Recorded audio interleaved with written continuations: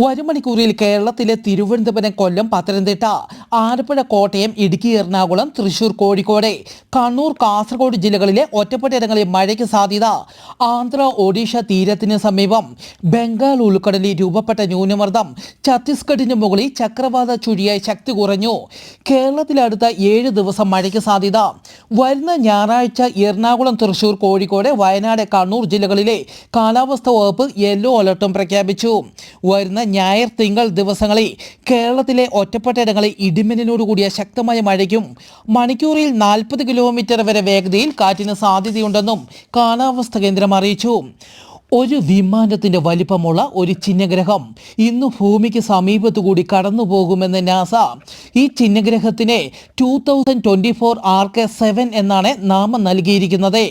മണിക്കൂറിൽ 22,847 കിലോമീറ്റർ വേഗതയിലാണ് ഈ ചിഹ്നഗ്രഹം സഞ്ചരിക്കുന്നത്. ഈ ചിഹ്നഗ്രഹം ഭൂമിയുമായി കൂട്ടിയിടിക്കാൻ സാധ്യതയില്ലെന്നും ഇതിനെ നിരീക്ഷിച്ചു വരികയാണെന്നും നാസ അറിയിച്ചു.